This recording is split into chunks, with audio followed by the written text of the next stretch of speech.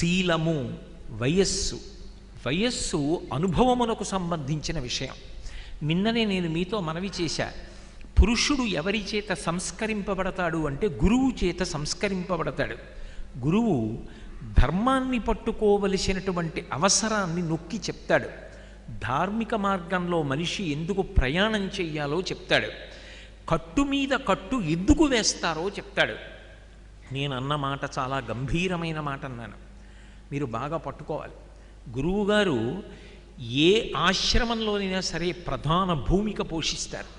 ఎందుచేత అంటే వివాహమును చేసుకున్నాడు లేదా ఆమె వివాహము చేసుకుంది అన్న మాటకు అర్థం గృహస్థాశ్రమంలోకి ప్రవేశించారు అని. గృహస్థాశ్రమంలోకి ప్రవేశించారు అంటే బ్రహ్మచర్యమును విడిచిపెట్టారు అని చెప్పకూడదు. వానప్రస్థానికి వెళ్ళారు అంటే గృహస్థాశ్రమాన్ని వదిలిపెట్టేశారు అని చెప్పకూడదు.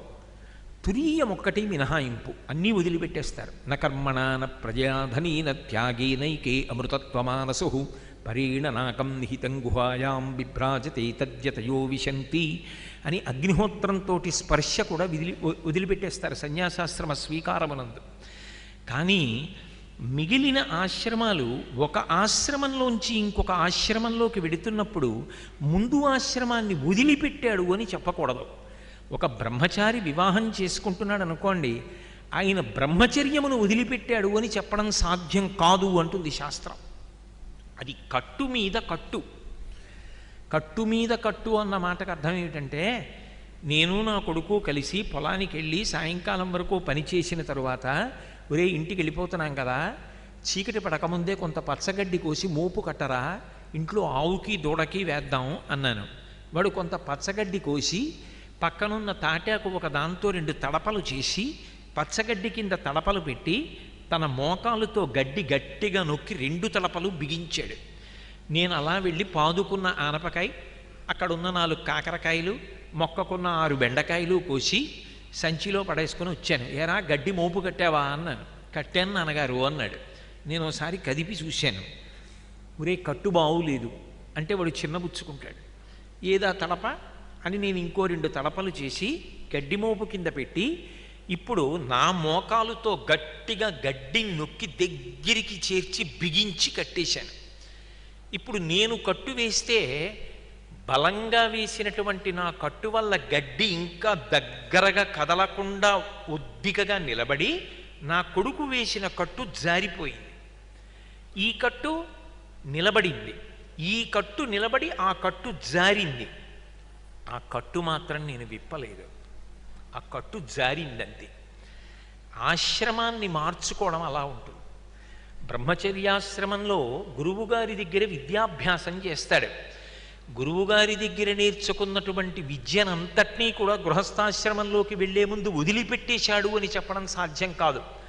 గురువుగారి దగ్గర ఏవి నేర్చుకున్నాడో అవి జీవిత పర్యంతం పాటిస్తూనే ఉంటాడు. కాబట్టి కట్టు మీద కట్టు, ఒక కట్టు మీద ఒక కట్టు పడుతుంది. అనుభవం ఎక్కడికి పోతుంది? గృహస్థాశ్రమంలోకి వెళ్ళాడు, భార్యతో కలిసి ఉన్నాడు, బిడ్డల్ని పొందాడు, అనేక భోగములు అనుభవించాడు. అనుభవించి అనుభవించి చిట్ట చివరకు ఒక మాట అన్నాడు, ఈ అనుభవములన్నీ అనుభవములా, ఇవన్నీ సంతోషములా? ఇవి కాదు సంతోషం, పరమేశ్వరుడు నిత్యానందం, ఆయన్ని పొందుదాం రావే అన్నాడు. ఇద్దరూ కలిసి వానప్రస్థానికి అరణ్యానికి వెళ్ళిపోయారు. పొగట్టతో సంబంధం లేదు, తెగట్టతో సంబంధం లేదు. ఇద్దరూ అన్ని సంబంధాలు విడిచిపెట్టి వెళ్ళి అక్కడ కూర్చున్నారు. కూర్చుని తపస్సు చేస్తున్నారు. అంత మాత్రం చేత పిల్లలు లేనివాడా, భార్య పక్కల లేనివాడా? అవన్నీ విడిచిపెట్టి వెళ్ళిపోయినవాడు కాదు, సంగము లేనివాడు కాదు. కట్టు మీద కట్టు, ఒక కట్టు జారుతుందంతే తప్ప కట్టు వదిలిపెట్టి ఇంకొక కట్టు వేశాడు అని చెప్పడం సాధ్యం కాదు. అలా పరిణతిని సాధించి కట్టు మీద కట్టు వేస్తూ కట్టు జారిపోయేటట్టు చేసి చిట్ట చివరికి పరమేశ్వరుని యందు లయమైపోవడానికి వీలైన వ్యవస్థని చేకూర్చడానికి వచ్చిన ప్రధానమైన ఆశ్రమ సంస్కార విధానములలో ఒకటి వివాహ వైశిష్ట్యం, వివాహ సంస్కారం.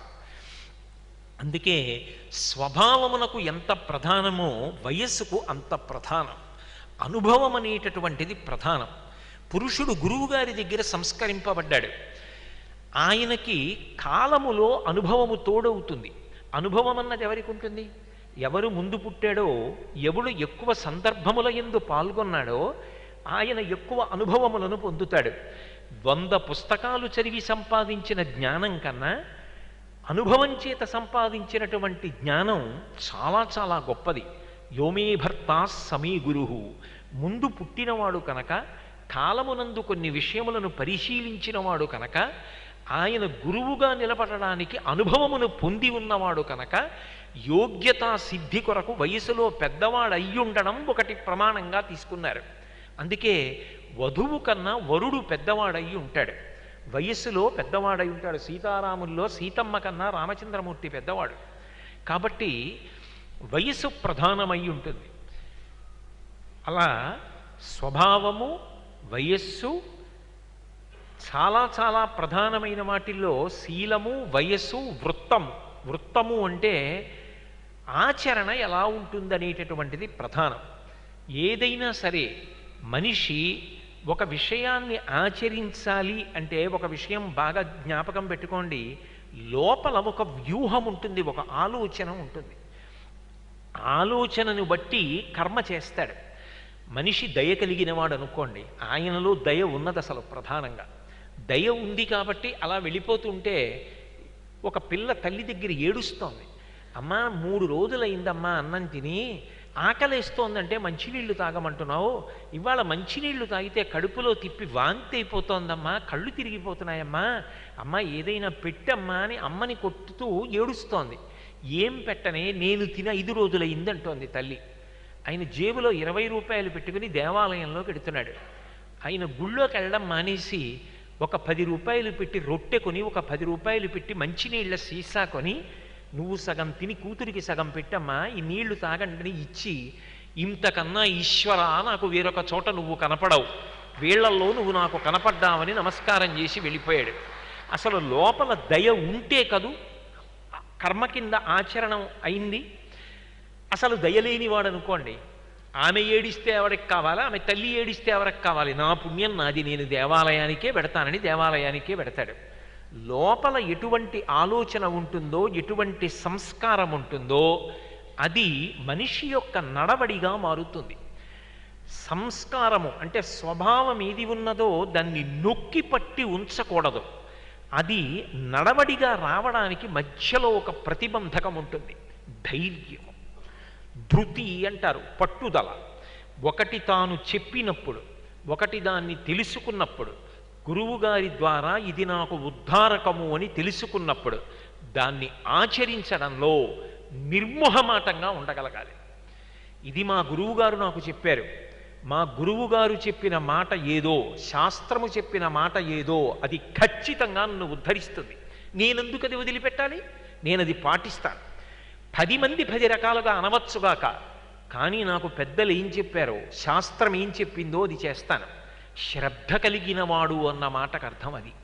శంకర భగవత్పాదులు శ్రద్ధ అన్న మాటను వ్యాఖ్యానం చేస్తూ, శాస్త్రస్య గురువాక్యస్య సత్యబుద్ధ్యావధారణ సా శ్రద్ధ కడితా సిద్భి యయా వస్తూపలభ్యతే అంటారు. గురువుగారు చెప్పిన మాట సత్యం, శాస్త్రం చెప్పిన మాట సత్యం. నేను కేవలము తెలుసుకుని ఉండడం కాదు, నేను తెలుసుకున్న దాన్ని ఆచరిస్తాను. ఆచరించేటప్పుడు ఒక ఇబ్బంది ఉంటుంది. అప్పటికి మీకు వెంటనే ప్రయోజనం కనపడకపోవచ్చు, కానీ నేను ఈ మార్గంలో విడితే శాశ్వతమైన కీర్తి కలుగుతుంది, ఈశ్వరానుగ్రహం చేత నా సమస్య పరిష్కారం అవుతుంది అని ధర్మాన్ని పట్టుకోవడంలో ఓర్పు కావాలి. ఓర్పు లేనివాడు గురువాక్యాన్ని, శాస్త్రవాక్కుని పట్టుకోలేడు. మీకు నేను ఒక్క ఉదాహరణ చూపిస్తా. శ్రీరామాయణంలో రాముడు ధర్మాన్ని ఒక్కసారి వదిలిపెట్టేయగలిగితే రామాయణంలో ఇక 2 కాండలు లేవు, సుందరకాండ, యుద్ధకాండ ఉండవు. రాముడు సుగ్రీవుడితో స్నేహం చేసుకోకుండా కిష్కింధకాండలో, వాలితో స్నేహం చేసుకుంటే వాలి చిటిక వేస్తే రావణాసురుడు వస్తాడు, ఇద్దరి మధ్య సంధి ఉంది. వాలి రావణాసురుణ్ణి సంకలో ఇరికించి పట్టుకుని 4 సముద్రములలో ముంచి తోకకి చుట్టి తీసుకెళ్ళి తన అంతఃపురంలో పారేశాడు. అంతటి బలవంతుడు. వాలి చిటిక వేసి పిలిస్తే రావణుడు వస్తాడు. వాలితో సంధి చేసుకుంటే వాలి పిలిచి సీతమ్మని ఇప్పించగలడు. అడిగాడు కూడా ప్రాణం పోయే ముందు, నువ్వు నా తమ్ముడితో ఎందుకు స్నేహం చేశావు, నాతో స్నేహం చేస్తే నీ భార్యని నీకు ఇప్పిత్తును కదా అన్నాడు. నువ్వే దారి తప్పిన వాడివి వాలి. తమ్ముడు బ్రతికున్నాడని తెలిసి తమ్ముడి భార్య రొమని నీ భార్యగా అనుభవిస్తున్నవాడివి. ధర్మ మార్గంలో లేని నీతో నాకు స్నేహం ఏమిటి? ధార్మికుడు సుగ్రీవుడు. కొంతకాలము తర్వాత కలిసి రాని నాకు ధర్మము ప్రధానము, ధర్మాన్ని విడిచిపెట్టి నాకు ప్రయోజనం అక్కర్లేదు అని సుగ్రీవుడితో స్నేహం చేశాడు. దాని వలన సుందరకాండ, యుద్ధకాండ వచ్చాయి. 2 కాండల తర్వాత రాముడు సీతమ్మని పొందాడు. ధర్మాన్ని పట్టుకుని ఓర్పుతో రాముడు నిలబడిన కారణం చేత త్రేతాయుగంలో రామావతారం వస్తే తర్వాత ద్వాపరయుగం దాటి కలియుగం వచ్చినా ఇప్పటికీ బిడ్డకి పాలు అన్నం పెడుతూ అమ్మ చెప్పే మొదటి కథ రామకథ. అంటే ఒక విషయాన్ని తెలుసుకోవడం వేరు, ఆచరించడం వేరు. ఇహ సంతో నవాసంతి సతోవా నానువర్తసే తదాహి విపరీతాతే బుద్ధిరాచారవర్జిత అని అడుగుతుంది సుందరకాండలో సీతమ్మ రావణాసురుణ్ణి. ఇక్కడ చెప్పేవాడు లేడా? చెప్పినా వినవా? నీకు తెలిసినా పాటించవా? ఎక్కడుంది దోషం అని అడిగింది. మనిషి తెలుసుకోవడం గొప్ప కాదు, తెలుసుకున్న దాన్ని ఆచరించడం గొప్ప. మా గురువుగారు ఇది చెప్పారు. మా గురువుగారి నోటి వెంట వచ్చింది అంటే అది నాకు ఉద్ధారక. సుందరకాండలో సీతమ్మ రావణాసురుణ్ణి. ఇక్కడ చెప్పేవాడు లేడా? చెప్పినా వినవా? నీకు తెలిసినా పాటించవా? ఎక్కడుంది దోషం అని అడిగింది. మనిషి తెలుసుకోవడం గొప్ప కాదు, తెలుసుకున్న దాన్ని ఆచరించడం గొప్ప. మా గురువుగారు ఇది చెప్పారు. మా గురువుగారి నోటి వెంట వచ్చింది అంటే అది నాకు ఉద్ధారకమే, నేను చేసి తీరుతాను అని గురువుగారు చెప్పిన మాట అని ఆచరించగలిగినటువంటి ప్రజ్ఞ ఎవరి ఎందున్నదో, శాస్త్రం ఇలా చెప్పింది, శాస్త్రమాక్కు నాకు హితకారిణి కాబట్టి నేను పాటిస్తాను అన్నవాడెవరున్నాడో వాడు శ్రద్ధ కలిగినవాడు. అటువంటి శ్రద్ధ కలిగిన వాడెవరుంటాడో అది ఆచరణ. ఈ ఆచరణలో వైక్లభ్యాలు తీవ్ర స్థాయిలలో ఉండకూడదు. అన్నీ వింటారు కొంతమంది, ఆచరణలో ఒక్క విషయాన్ని కూడా తీసుకురారు. అన్నీ మినహాయింపులే. ఆచరణ మాకొద్దు, కష్టపడం, సులభమైన మార్గాల వైపే పెడతాం తప్ప కించిత్ క్లేశం శరీరం కానీ మనసు కానీ పొందడానికి వీల్లేదు. అంటే నడవడి ఎప్పటికి రాటు తేలుతుంది. కష్టపడితేనే ఏదైనా సాధించగలడు. మనిషికి లోపల సాధనా బలం ఉంటే అది ఆచరణగా మారుతుంది. ఒకరి యందు ఆచరణ తీవ్రతరం, వాళ్ళకంత విశ్వాసం. రెండవ వారికి విశ్వాసం లేదు, వింటాడంతే కానీ ఆయన అలా ఆచరించాడు. అప్పుడు ఏమవుతుందంటే ఎత్తుపల్లాల దారిలో రథం వెళ్ళినట్టుగా ఉంటుంది. అప్పుడు అది కూడదు. వాళ్ళిద్దరి జీవితం సంతోషంగా నడవదు. ఇద్దరూ ప్రతి చిన్న విషయానికి ఇబ్బంది పడుతూ ఉంటారు. అలా ఉండకూడదు, ఒక్క మార్గంలో వెళ్ళాలి. అందుకే చంద్రశేఖరేంద్ర సరస్వతి స్వామివారు సీతారాముల యొక్క చిత్రం తప్పకుండా శుభలేఖ మీద ఉండాలి అనడానికి కారణం, రాముడు ఎక్కడో ఉండనివ్వండి, సీతమ్మ ఎక్కడో ఉండనివ్వండి, వాళ్ళిద్దరి యొక్క నడవడి ఒక్కలా ఉంటుంది. ఎంత విచిత్రంగా ఉంటుందో తెలుసా? ఇద్దరూ యుద్ధం జరుగుతున్నప్పుడు సూర్యుణ్ణే ఉపాసన చేశారు. రామచంద్రమూర్తికి అగస్త్యుడు ఆదిత్య హృదయాన్ని ఉపదేశం చేస్తే సూర్యోపాసన చేశాడు. సీతమ్మ కష్టంలో ఉండి సూర్యోపాసనే చేసింది. అంతేకాదు, ఆయన అంటాడు, సకృదేవ ప్రపన్నాయ తమాస్మీత చయాచతే అభయం సర్వభూతేభ్యో దదాంగే తద్వ్రతం మమ అంటాడు. వాడు ఎంత తప్పు త్రోవలో ఉన్నవాడు కానీ, ఎన్ని పాపములు చేసినవాడు కానీ, ఒక్కసారి నా దగ్గరికి వచ్చి రామా నేను నీ వాడనన్నాడా, వాడు ఇతపూర్వం ఎటువంటి వాడన్నది నేను చూడను. నేను నీవాడనన్నాడు కాబట్టి నేను వాణ్ణి స్వీకరించి దిద్దుకుంటానంటాడు. అది రాముడి ప్రతిజ్ఞ. సీతమ్మ ప్రణిపాత ప్రసన్నాహి మైథిలీ జనకాత్మజ అలమేషా పరిత్రాతుం రాక్షసో మహతో భయాత్. సీతమ్మ దగ్గరికి వెళ్ళి రామరావణ యుద్ధం అయిపోయిన తరువాత స్వామి హనుమ ఒక మాట అన్నారు, అమ్మా నాడు సుందరకాండ సమయంలో నేను శిశుపావృక్షం మీద కూర్చుని చూస్తుండగా రాక్షసులు ఎన్ని అనరాని మాటలన్నారో, నిన్ను ఎంత కష్టపెట్టారో చూశానమ్మా. లంబకర్ణ లలాటంచ లంబోదర పయోధరాం లంబోష్టీం లంబచుపుకాం లంబాస్యాం లంబజానుకాం. ఎంత భయంకరమైన రాక్షస స్త్రీలమ్మ వాళ్ళు. ఊను నా పిడికిటి పొట్లతో వాళ్ళ తలలు బద్దలగొట్టేస్తానన్నారు. సీతమ్మంది, ఏమయ్యా నీ ప్రభువు రాముడు చెప్పిన పని నువ్వు చెయ్యొచ్చా దాసాంజనేయుడివా? మరి వాళ్ళ ప్రభువు రావణుడు చెప్పిన పని వాళ్ళు చెయ్యొద్దు, వాళ్ళు చేస్తే తప్ప, నువ్వు చేస్తే ఒప్ప, వాళ్ళ జోలికెళ్లకు, వాళ్ళకి నా రక్ష అంది. అంత దయ కలిగిన తల్లి సీతమ్మ, అంత దయ కలిగిన తండ్రి రామచంద్రమూర్తి. అది నడవడి. ఇద్దరూ కూడబలుక్కుని మాట్లాడుకున్నది కాదు, ఎప్పుడో సీతాపహరణం జరిగింది. కానీ వాళ్ళిద్దరినీ పలకరించినప్పుడు ఒకలాగే వస్తాయి మాటలు, ఇద్దరొక్కలా మాట్లాడతారు. ఆ దయ కలిగిన స్వభావం ఉన్న వాళ్ళు అనుకోండి, ఆ దాంపత్యం చరిత్ర పుటలలో ఒక కొత్త పుటని తొడుగుతుంది. ఆంధ్రదేశంలో తూర్పుగోదావరి జిల్లాలో పీగన్నవరం దగ్గర డొక్కా సీతమ్మ గారని ఒక మహాతల్లి ఉండేది. గోదావరికి వరదలు వచ్చాయి. ఎక్కడో మధ్యలో ఇసుక తిన్నె మీద ఒక వ్యక్తి ఉండిపోయాడు. అక్కడి నుంచి అరుస్తున్నాడు, సీతమ్మ ఆకలేస్తోంది, సీతమ్మ ఆకలేస్తోందని. నిరతాన్నదాత డొక్కా సీతమ్మ గారు. ఆ వరదలో ఈదుకుంటూ వెళ్ళడానికి ఎవరూ సిద్ధపడలేదు. ఆవిడంది, ప్రాణం పోతే పోయింది, కానీ అన్నం గిన్నెలో కట్టుకుని నెత్తి మీద పెట్టుకుని నేను ఎడతానంది. భర్తగారు అన్నారు, నేనుండగా నీకెందుకే ఆ బాధ, ఏమైతే అయింది, పడవేసుకుని నేను ఎడతానని చెప్పి బయలుదేరుతుంటే మహాతల్లి ఇంత చలిగాలిలో నీటి మధ్యలో చిక్కుకొని ఉన్నాడు, ఎందుకైనా మంచిది అలవాటు ఉందేమో కాల్చుకోవడానికి ఓ చుట్ట కూడా పట్టుకెళ్ళండి అని. ఆయన అన్నపాత్ర పట్టుకుని పడవేసుకుని దాటుకుంటూ వెళ్ళి గోదావరి మధ్యలో చిక్కుకున్నటువంటి వ్యక్తికి అన్నం పెట్టి చుట్ట ముట్టించి వెలిగించి ఆయన పొగ తాగుతుంటే తిరిగి వచ్చాడు. అందుకే చిట్ట చివర ధనమంతా అయిపోతే ఆయన వెళ్ళి పొలం దున్నుతుంటే లంకి బిందెలు దొరికి మళ్ళీ అన్నదానం చేయగలిగారు. ఇద్దరూ ఒక మాట మీద వెళ్ళారు కాబట్టే దంపతులు ఇద్దరు తరించారు. మహాపురుషులు సిద్ధి పొందినప్పుడు ఎలా వెడుతుందో తేజస్సు, అలా డొక్కా సీతమ్మ గారు శరీరత్యాగం చేసినప్పుడు అమలాపురం, ఇందుపల్లి అటువైపు విద్వాంసులు కూర్చునుండగా ఆమెలో ఉన్నటువంటి ఆత్మ జ్యోతిస్వరూపంగా ఆకాశమండలంలో ప్రయాణించి ఊర్ధ్వలోకాలకి చేరింది. ప్రత్యక్షంగా చూశారు చాలామంది. భగవాన్ రమణుల యొక్క ఆత్మజ్యోతి వెళ్ళినట్టే వెళ్ళింది. అంటే దంపతులిద్దరూ ఏకోన్ముఖులై నడవగలిగినప్పుడు, చెయ్యి పట్టుకోగలిగినప్పుడు, ప్రస్థానం చెయ్యగలిగినప్పుడు లక్ష్యాన్ని చేరుకుంటారు.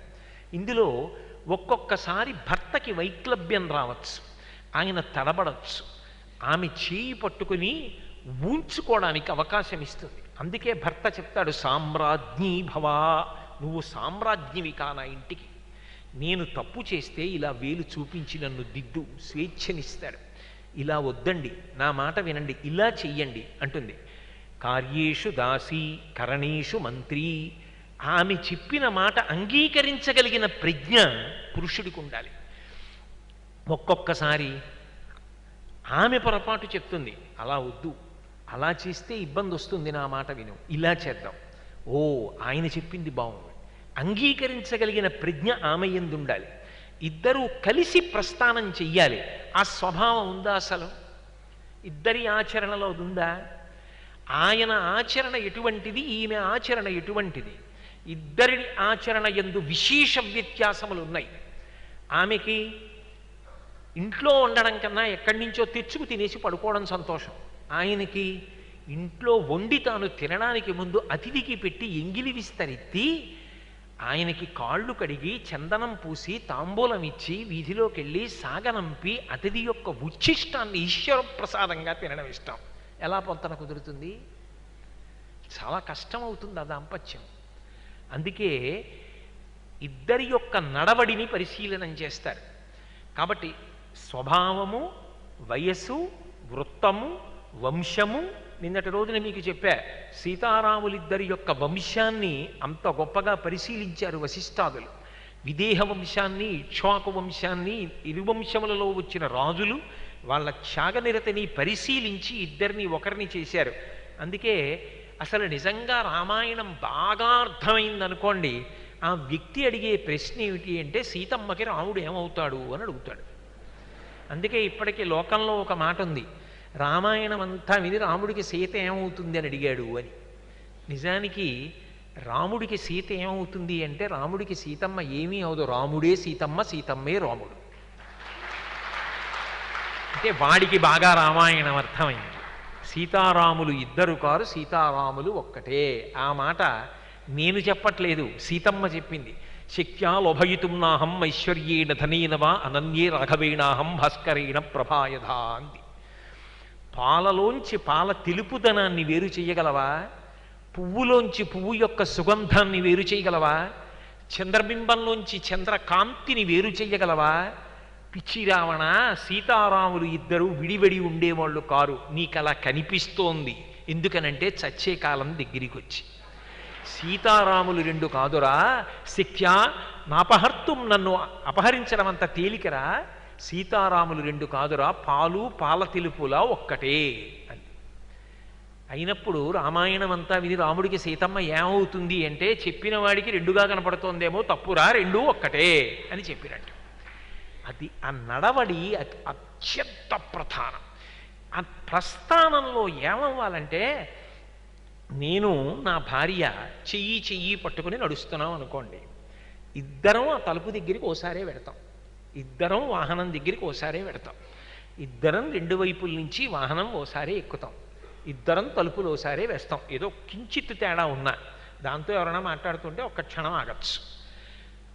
ఇద్దరం ఒకసారే మాకు ఇచ్చిన విడిదికి చేరుకుంటాం.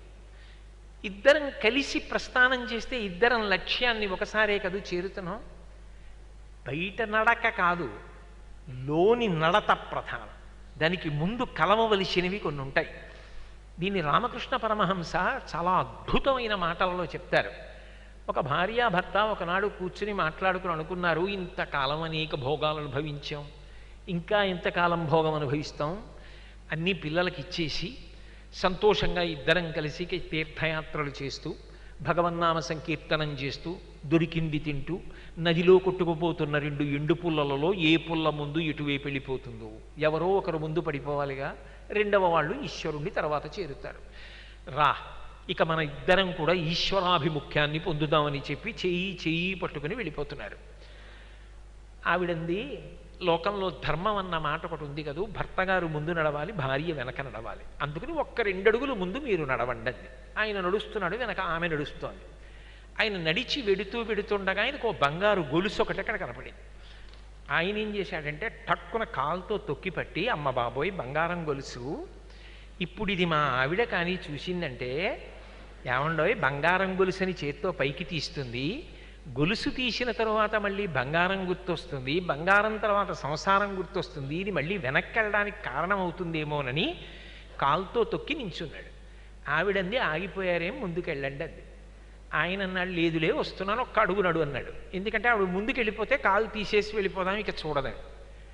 ఆవిడంది, ఇంకా మీకు బంగారం గొలుసు కనపడుతోందా?